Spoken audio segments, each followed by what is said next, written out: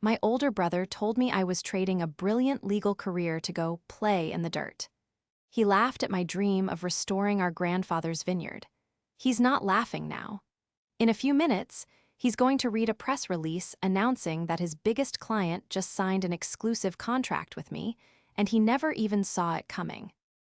This is where the story truly begins, and you won't want to miss what happens. Make sure you're subscribed to see it through to the end. We're always curious. Where in the world are you all watching from today? Let us know in the comments. The silence on the other end of the line was heavier than any verdict I had ever heard handed down in a courtroom. It was a thick, judgmental silence, laced with the brand of smug superiority only an older brother can perfect. I stood in the middle of my perfectly minimalist, perfectly gray apartment, the city lights of a life I was about to abandon twinkling through the floor-to-ceiling windows. I had just told Ethan my plan. "Let me get this straight," he finally said, his voice dripping with condescension. "You're quitting your partnership track at one of the top law firms in the country. You're selling this apartment, which I seem to recall you being ecstatic about. And you're going to do what exactly? Move into Grandpa Henry's dusty old farmhouse and play farmer." I clutched the phone tighter, my knuckles white. "I'm going to restore the vineyard, Ethan, Solis Terra. It's what I've always wanted to do. We talked about this years ago." "We talked about it when we were kids, Susan. When playing in the dirt was an actual, age-appropriate activity," he shot back. A dry, humorless laugh crackled through the phone. "You're trading a six-figure salary, stock options, and a future for a pile of dirt and some rotten grapevines. Do you have any idea how insane that sounds?" Every word was a carefully aimed dart, designed to find the softest parts of my resolve. For years, Ethan had been the family's golden boy. He had taken a modest inheritance and built his wine distribution company, Prestige Vintners, into a regional powerhouse. He was all about volume, branding, and profit margins.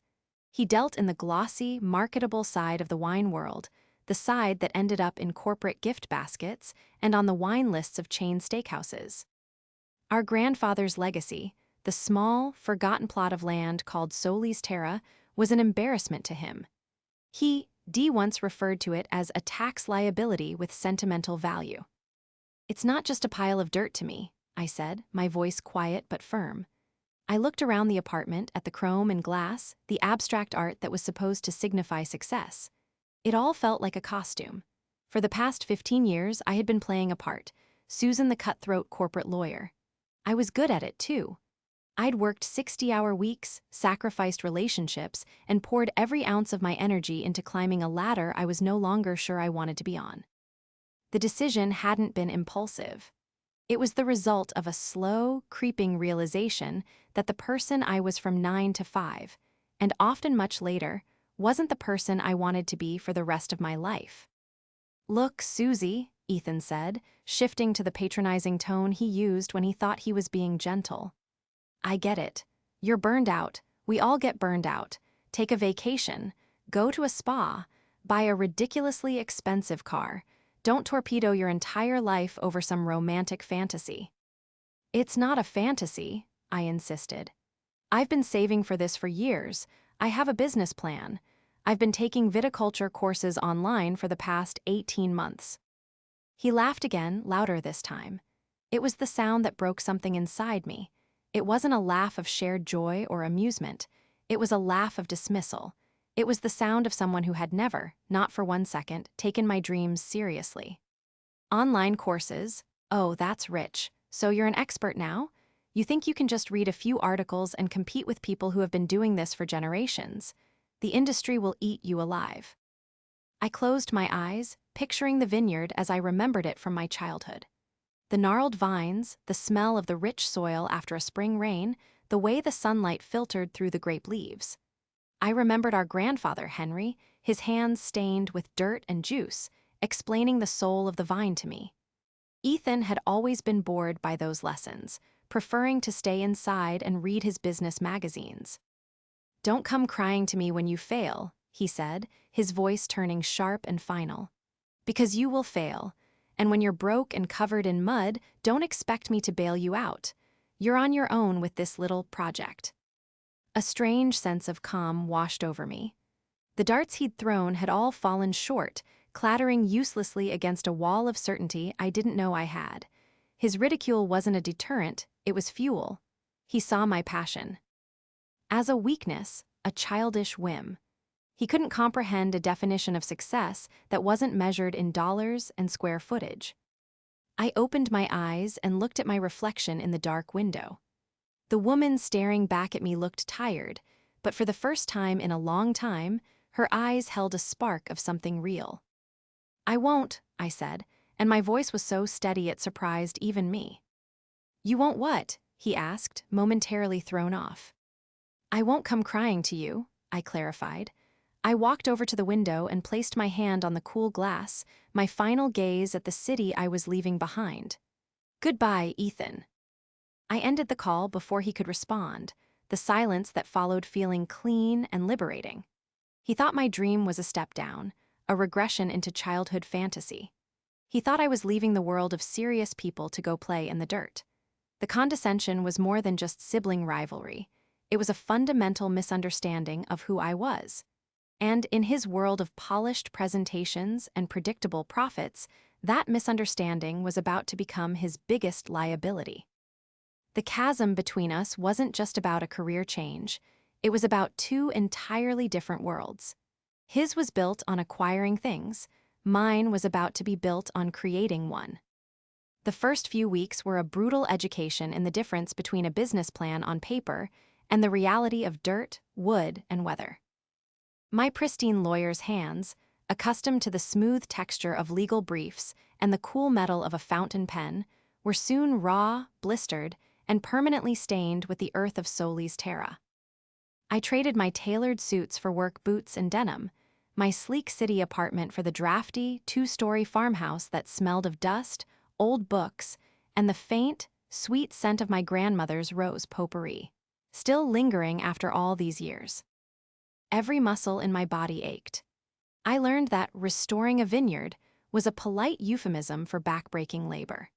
It meant clearing years of overgrown weeds that choked the life from the soil, painstakingly mending rotted trellises, and testing the pH of the earth until my head spun with numbers that felt far more complex than any corporate contract I had ever dissected.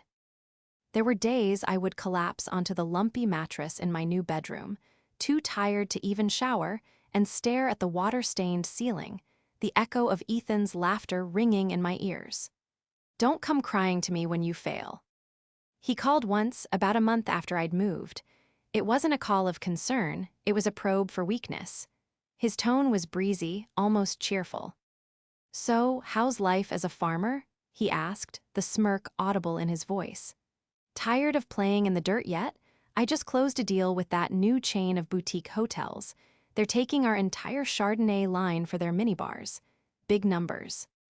I was sitting on the porch steps, swatting away a mosquito and looking at a field of stubborn, thorny brambles I had yet to conquer. I was exhausted, sore, and my bank account was draining at a terrifying rate. For a fleeting moment, I felt a pang of something close to despair. He was closing deals, and I was fighting with weeds.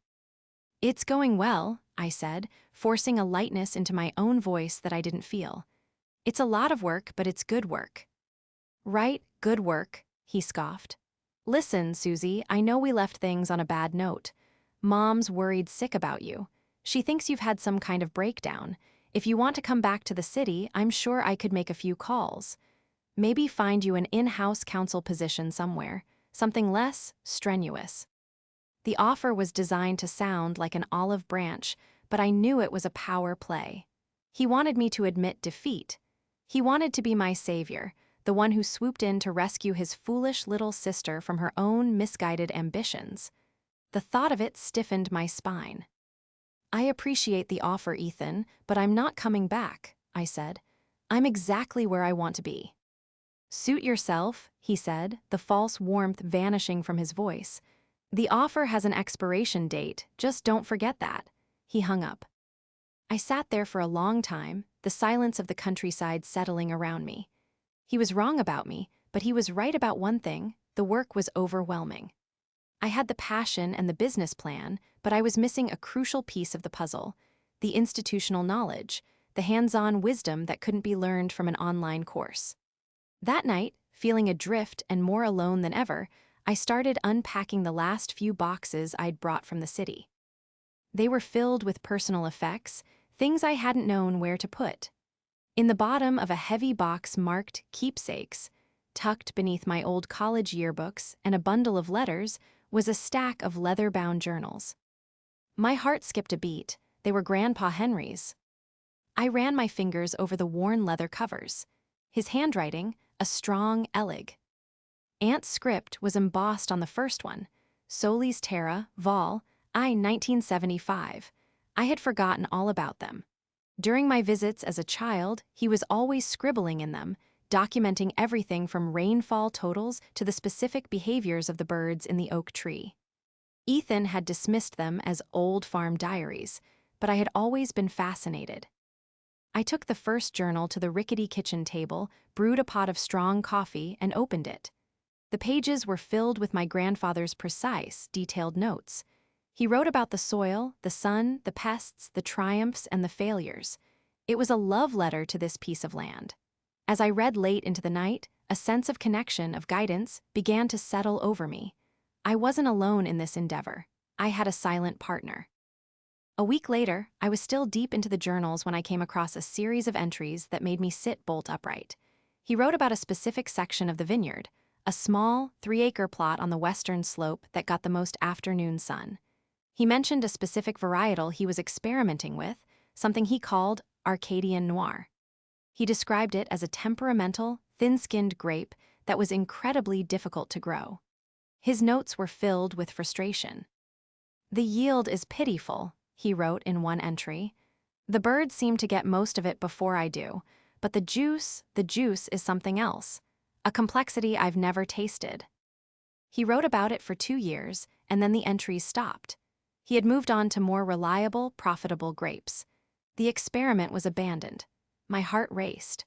I remembered Ethan mentioning once that his company, Prestige Vintners, had conducted a soil analysis of the property years ago when they were considering buying it from our family. Dee told me their report concluded the land was only suitable for common table grapes, nothing special. But Ethan and his team of experts, with all their modern technology and market analysis, had missed this. They had looked at the land and seen only its commercial potential for mass production. They hadn't seen its history. They hadn't read the journals. A smile touched my lips for the first time in weeks. I stood up and walked to the window, looking out at the dark, sleeping fields. Ethan thought I was just playing in the dirt, armed with nothing but a foolish dream. He had forgotten one crucial thing. He had forgotten about Grandpa Henry's journals. My grandfather Henry was a man of the earth. He believed that wine was not a product to be manufactured, but a story to be told, the story of a specific place, a specific season. My memories of him were sensory: the callous strength of his hands, the rich smell of soil that clung to his clothes, and the patient way he would explain the life of the vineyard. "You can't force the grape, Susan," he'd say, holding a small, tight cluster in his palm. "You have to listen to what the land wants to give you." That philosophy was the bedrock of my childhood, but it was anathema to my brother. Ethan's world was one of spreadsheets, supply chains, and branding. He built Prestige Vintners on a model of aggressive acquisition and market saturation. He bought wine from decent, mid-tier vineyards, slapped an impressive-looking label on it, and leveraged his extensive network to place it in every hotel, restaurant, and grocery store that would have him. He was a master of perception. To him, the story of the wine didn't come from the soil. It came from the marketing department. Our conflicting worldviews were a source of tension long before I decided to leave my job. I remembered a family dinner a few years back, held at Aria, the city's most celebrated Michelin-starred restaurant. It was Ethan's prized account, a partnership he had maintained for nearly 2 decades. He lorded it over everyone, using it as the ultimate symbol of his success. That night, he was in his element, holding court and pontificating about the industry. "The modern consumer doesn't care about terroir," he announced, swirling a glass of deep red wine. "They care about consistency. They want to know that the bottle of Cabernet they buy today will taste exactly the same as the one they buy 6 months from now. It's about brand loyalty. It's a science, not an art. I had just come from a grueling week at the firm and was feeling particularly disconnected from my own life. I don't know, I countered gently. I think people are starting to care more about where their food and drinks come from. They want something unique, something with a story. Ethan had given me a pitying look, the same one he'd later use on the phone. That's a cute thought, Susie.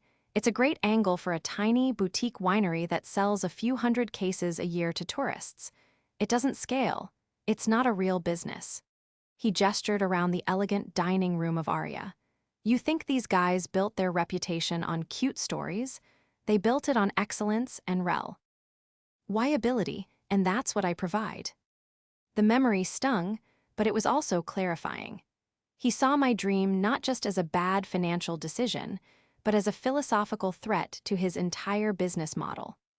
My desire to create something small, unique, and deeply personal was an implicit criticism of his empire built on mass-market predictability.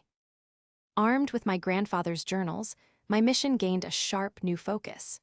The first thing I did was seek out the one person who might know more about the Arcadian noir than the journals could tell me. I found Samuel living in a small, tidy cottage about 20 miles away. He had been my grandfather's vineyard manager for over 30 years, a quiet, wiry man with kind eyes and hands as gnarled as the old vines themselves.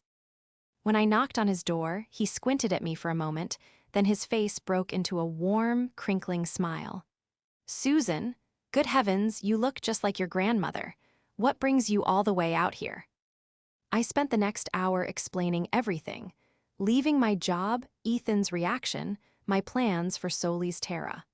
When I finally mentioned the journals and the Arcadian noir, his eyes lit up with a flash of recognition.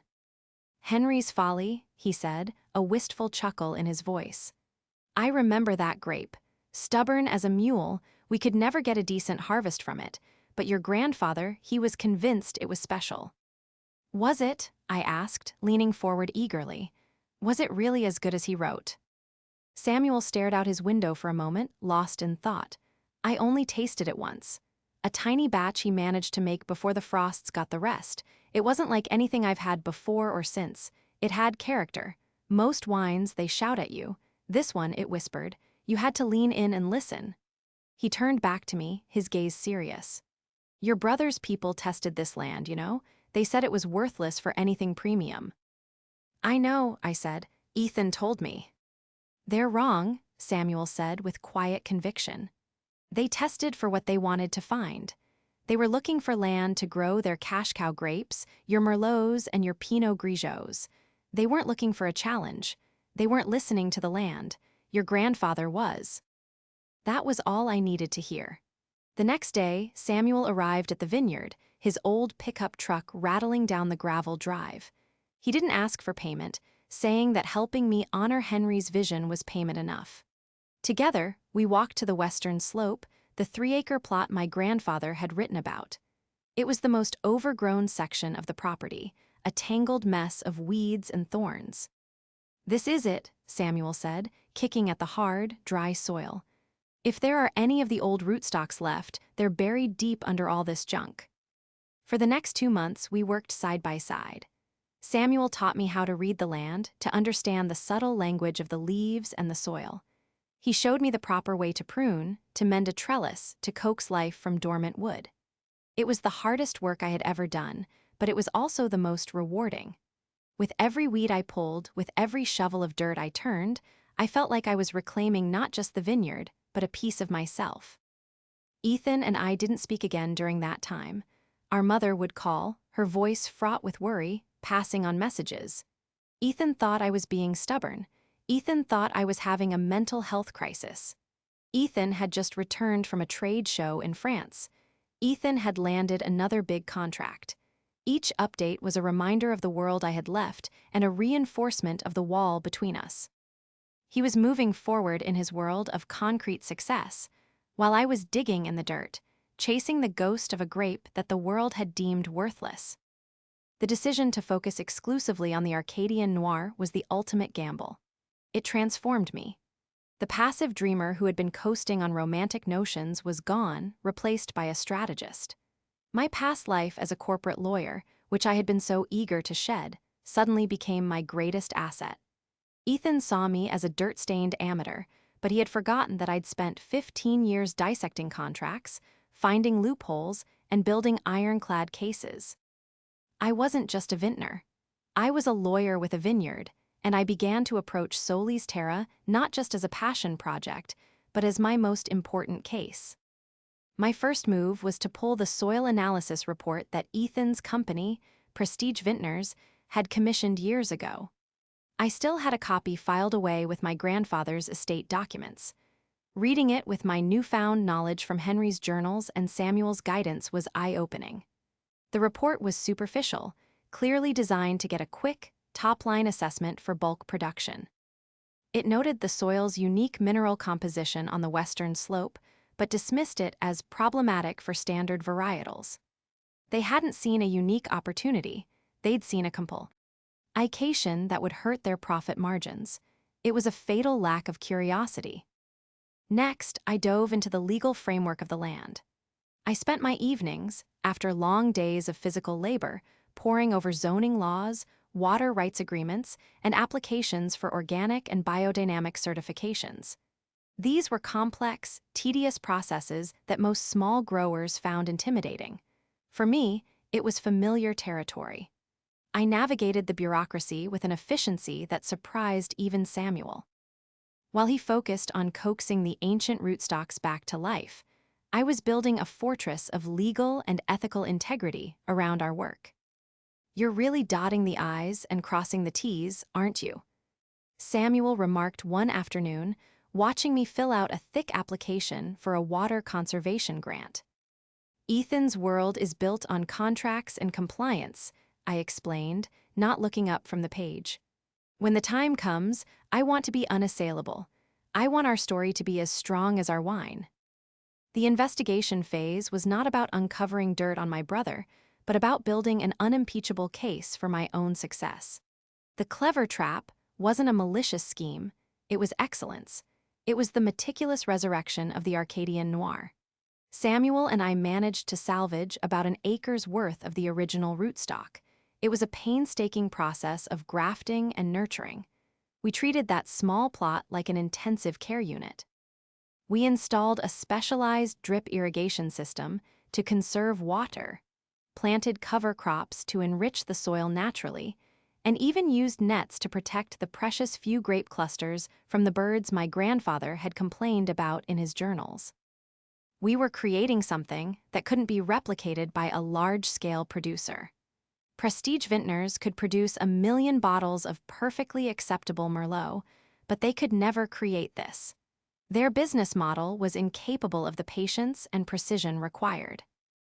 As the first tiny, dark blue grapes began to appear, a sense of nervous excitement filled the air.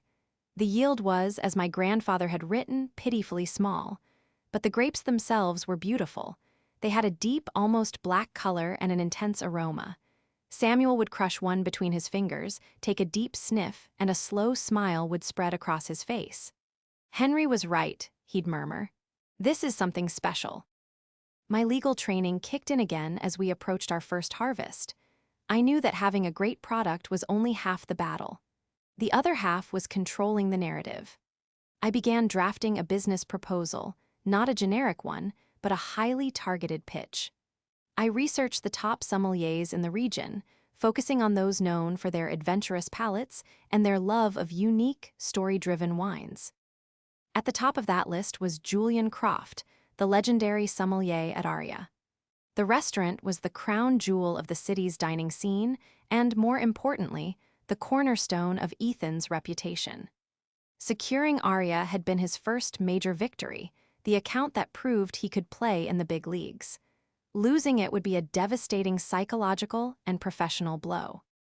The plan formed in my mind, clear and sharp as a legal argument. I wasn't going to enter the market and compete with Ethan on his terms. I wasn't going to beg for shelf space or fight for distribution. I was going to go straight to the top. I would create a product so unique and so compelling that his most important client would have no choice but to leave him. It was a high-stakes, all-or-nothing strategy. If Arya said no, I would have a few hundred bottles of obscure wine and a mountain of debt. But if they said yes, I looked out at our single acre of thriving Arcadian noir, the vines heavy with their precious cargo. The trap wasn't just the grape, it was my understanding of Ethan's blind spots. He was a shark, always swimming forward, always looking for the next big deal. He would never see the threat coming from a place he'd already written off as a failure. He was about to be outmaneuvered not by a competitor, but by the cute story he had so arrogantly dismissed. It was a sweltering afternoon in late August, almost a year and a half after I had moved to Solis Terra. The grapes were nearing harvest, hanging in small, dark clusters, their skins taut and ready. Samuel and I were meticulously checking the sugar levels, a ritual we performed daily. The air was thick with the scent of ripe fruit and hot earth. It was in the middle of this peaceful, focused work that the crunch of tires on the gravel driveway announced an unwelcome visitor. A cloud of dust settled to reveal Ethan's gleaming black sedan, a car that looked utterly alien against the rustic backdrop of the farmhouse and the fields. He stepped out, dressed in a crisp linen shirt and expensive loafers, looking more like a man on a resort vacation than someone visiting a working farm. He scanned the property with a look faint amusement, his eyes lingering on the newly painted farmhouse and the orderly rows of vines. "Well, well," he said, strolling towards me. "I have to admit, you've cleaned the place up. It looks less like a condemned property and more like a hobby farm." I wiped my sweaty brow with the back of my hand, refusing to let his tone get to me. I had been expecting this. Our mother had called the week before, mentioning that he was coming to the area for a regional distributors meeting. "I'm here," I said calmly. Samuel gave Ethan a curt nod, and then, with a knowing glance at me, retreated towards the barn to give us space.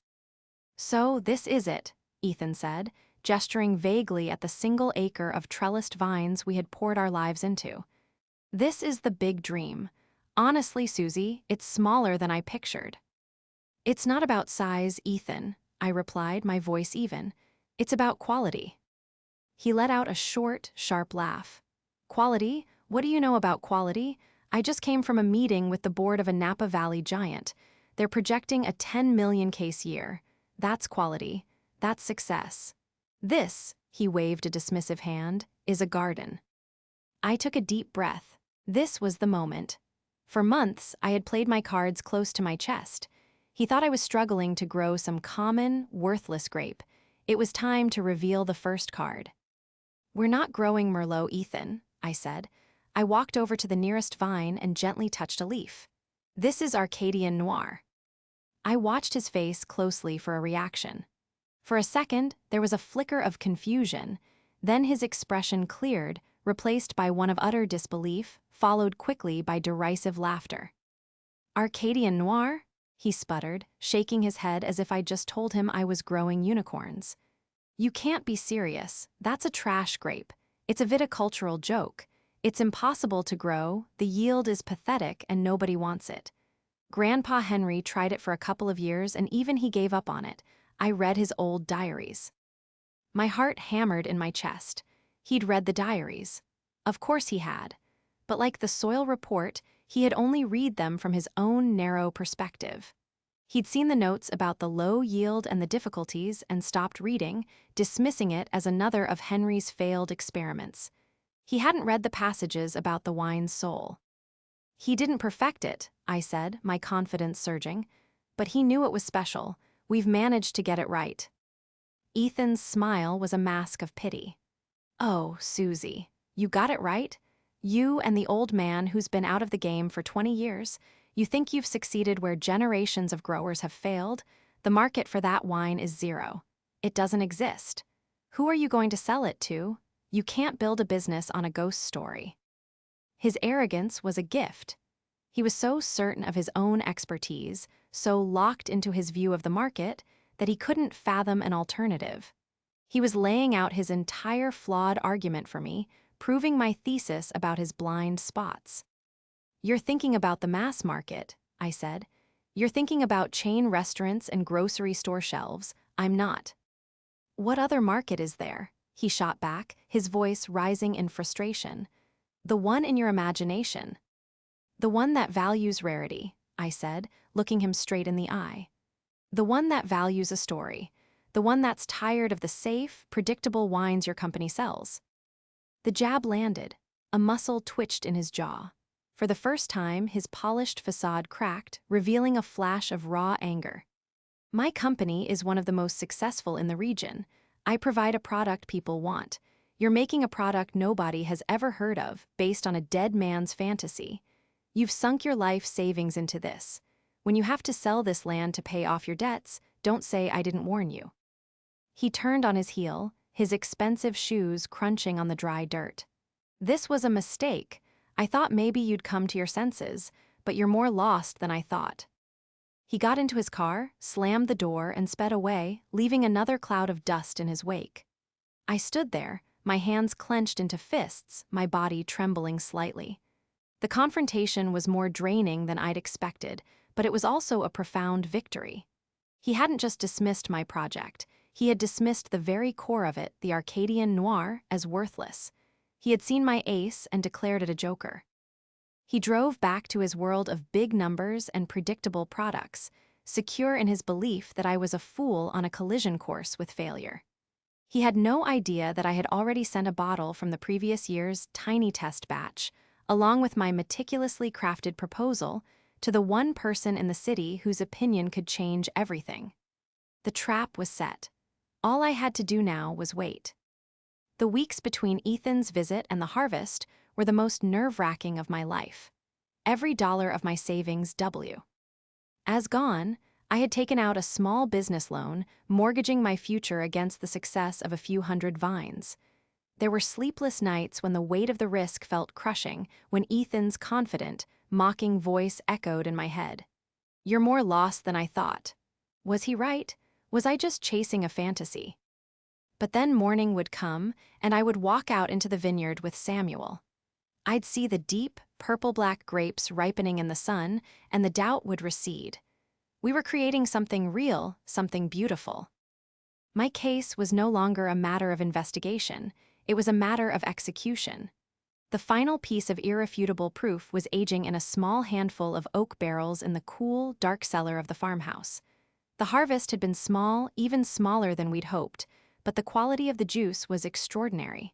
Samuel, a man of few words, had simply tasted it, closed his eyes, and nodded slowly. That's it, he'd said. That's Henry's whisper. The response from Arya came 3 weeks after I sent the sample. It wasn't a letter or an email, but a phone call directly from Julian Croft, the sommelier. I was in the barn cleaning equipment, my hands covered in grime, when my phone buzzed. I almost didn't answer the unknown number. This is Susan, I said, trying not to sound out of breath. Miss Susan, this is Julian Croft from Arya. I hope I'm not disturbing you. His voice was calm, professional, with a faint British accent. My heart felt like it stopped. Not at all, Mr. Croft. Thank you for calling. Please call me Julian. I need to be direct. The sample you sent us.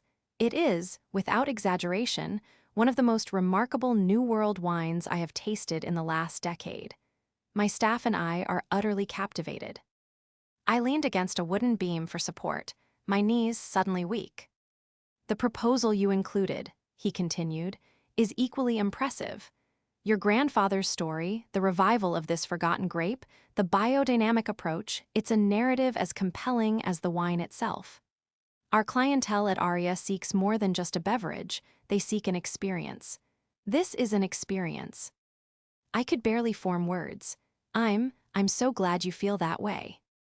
I have a proposition for you, Susan, he said, his tone shifting from appreciative to all business. You mentioned in your proposal that your first harvest will yield approximately 400 cases.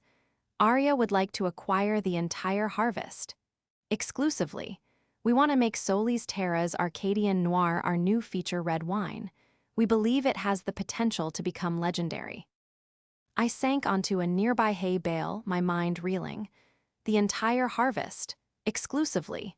It was more than I had dared to dream. It was checkmate. There is one complication, Julian added, and my heart plunged. Our current exclusive contract for our house red is with Prestige Vintners.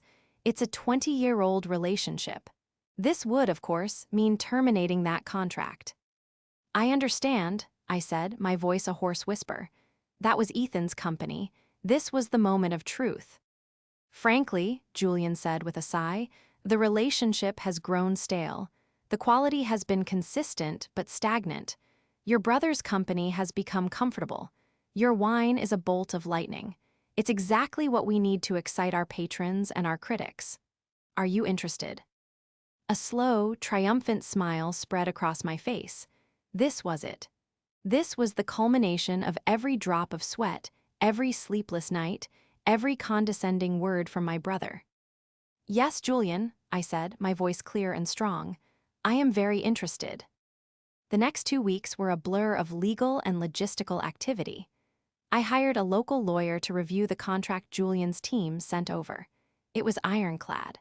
My past life gave me the fluency to understand every clause, to negotiate terms that were incredibly favorable for a first-time producer. I was no longer just Susan the farmer. I was Susan the CEO of Solis Terra Vineyard. During this time, I got a call from my mother. Her voice was strained.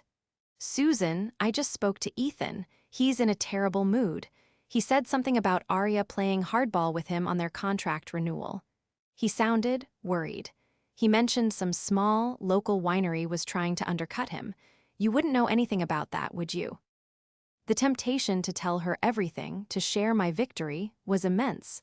But the timing wasn't right. The final act had not yet played out.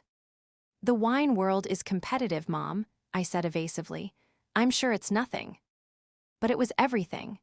Ethan was still scrambling, trying to save a relationship he had taken for granted for years. He was fighting a shadow, a nameless, faceless competitor. He likely assumed it was one of the other major players in the region trying to poach his client. The thought that the threat could be coming from his own sister, from the hobby farm with the trash grape, had not even entered his mind. The final era. Feudable proof wasn't just in the wine anymore. It was in the signed contract sitting on my desk. The spell of his superiority was about to be broken, not by an argument, but by a press release. The day the contract was finalized was crisp and clear, a perfect autumn morning. A light mist hung over the vineyard, and the leaves on the vines were beginning to turn to gold and crimson. It felt like the land itself was celebrating. I stood on the porch with Samuel, a mug of hot coffee in my hands, a profound sense of peace settling over me for the first time in nearly 2 years. The battle was over. All that remained was the announcement. The climax of this story was never going to be a shouting match at a family dinner. That was Ethan's style, not mine. My victory was quiet, strategic, and professional.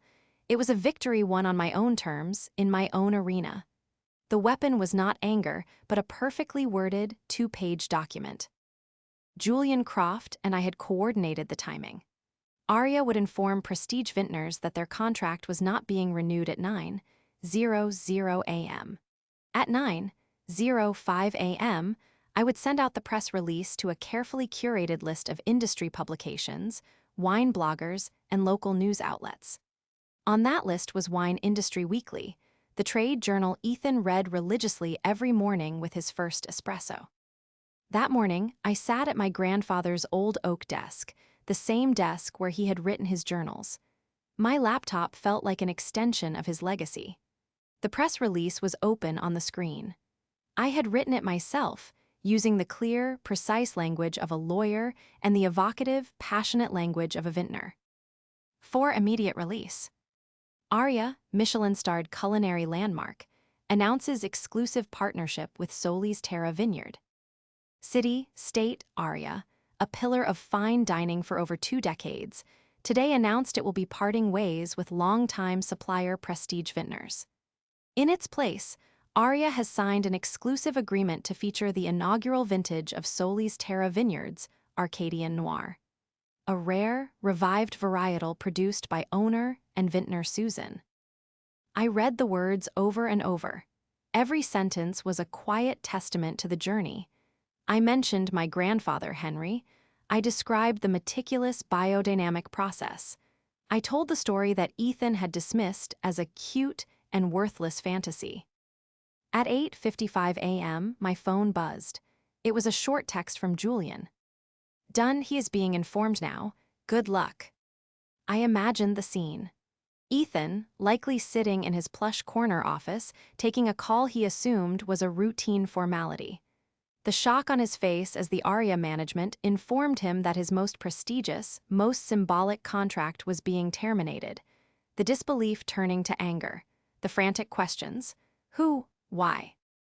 I took a deep, steadying breath. I opened my email client, the press release attached, the distribution list loaded. My finger hovered over the send button. This was not an act of revenge, I told myself. It was an act of truth. For 2 years, Ethan's narrative about me had been one of failure, foolishness, and delusion. He had broadcast it to our family, and I was sure to his colleagues. This press release was not an attack, it was a correction to the record. It was the simple, unassailable fact of my success. I thought of his laughter on the phone that first day. "Don't come crying to me when you fail." I thought of his condescending visit. "This is a garden." I thought of all the doubt he had sown, not just in my family, but in my own heart. With a final, quiet click, I hit send. The email was gone, flying through the digital ether to news desks and inboxes across the region. The silence in the old farmhouse was absolute. There was no explosion, no dramatic confrontation. There was only the quiet hum of the laptop and the gentle ticking of my grandfather's old mantel clock. I closed the laptop and walked out onto the porch. Samuel was there, patiently waiting. He looked at me, a question in his eyes. I gave a slow nod. "It's done," I said. A wide, genuine smile spread across his weathered face. He didn't say congratulations.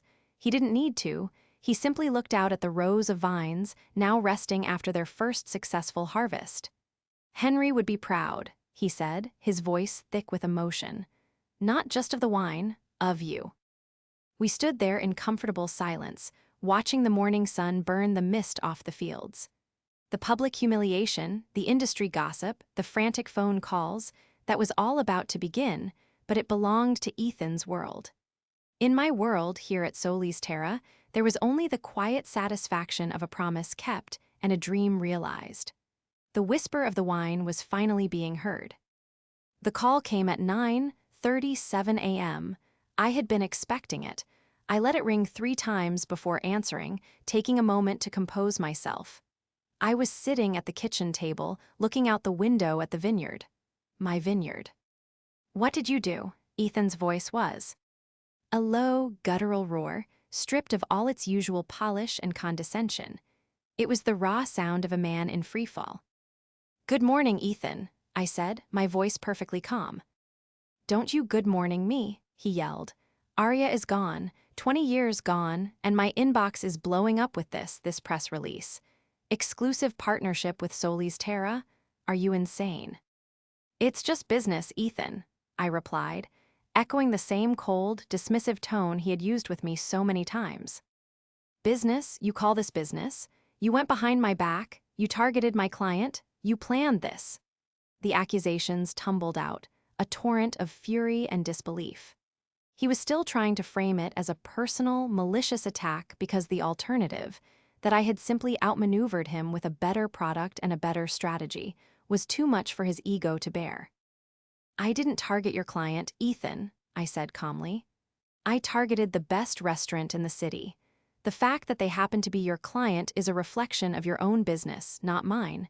You got complacent. You told me yourself that Arya values excellence and reliability.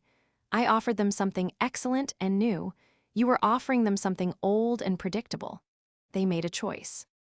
There was a moment of stunned silence on his end. I had used his own logic, his own words, against him. "The Arcadian Noir," he stammered, the name sounding foreign and unbelievable on his tongue. "You can't have, it's a trash grape." "It's not a trash grape," I said, my voice softening slightly. "It's just a grape you didn't understand. You read Grandpa's journals and saw failure. I read them and saw potential. You tested the soil and saw a problem. I saw an opportunity. You looked at me and saw a fool playing in the dirt. That was your mistake, not mine. I could hear him breathing heavily, the sound of a world crumbling. The anger in his voice was slowly being replaced by something else, something that sounded unnervingly like despair. My reputation, every distributor in the state is seeing this. Losing Arya makes me look weak. No, I said firmly. Losing Arya to your little sister who you publicly mocked and ridiculed, that's what makes you look weak. Your pride is what cost you this contract, Ethan, nothing else. He was quiet for a long time. I didn't fill the silence. I let him sit in it. When he finally spoke, his voice was hollowed out, a ghost of its former self. Mom called. She read it online. She's proud of you. The words landed with a quiet finality. It was the closest he would ever come to admitting defeat. It wasn't an apology, and I didn't expect one, but it was an acknowledgement. The family narrative had officially changed. I was no longer the foolish dreamer. I was the success story. I have to go, Ethan, I said, not unkindly. We're bottling today. I ended the call. In the months that followed, the story of Solis Terra and its exclusive partnership with Arya became a local legend. The wine was a sensation. Critics raved about its unique character, its depth, and its story. The 400 cases sold out at the restaurant in record time, creating a waiting list for the next vintage. My professional network was no longer the legal community, but a thriving world of chefs, sommeliers, and fellow winemakers who respected what I had built. Ethan's company, Prestige Vintners, took a significant hit. The loss of Arya created a ripple effect, with other high-end clients reevaluating their contracts. He was forced to downsize, to retreat from the premium market he had so proudly dominated. Our relationship remained distant, but the dynamic had irrevocably shifted. The condescension was gone, replaced by a grudging, silent respect. One evening in early spring, I was walking through the vineyard with Samuel. The Arcadian noir vines were budding, promising a new season, a larger harvest. The air was cool and smelled of damp earth and new life. I had used the profits from the first year to hire a small team, to invest in better equipment, and to finally pay Samuel a proper salary, which he had tried mightily to refuse. I had found my success, but more than that, I had found my peace. The vindication wasn't in Ethan's failure, but in my own triumph. It was in the tangible reality of the vines, the weight of a full bottle in my hand, the quiet pride in continuing my grandfather's legacy. Ethan thought success was a loud, aggressive conquest. I had learned it was a quiet, patient cultivation. He had wanted to build an empire. I had just wanted to build a garden, and in the end, my garden had toppled his empire.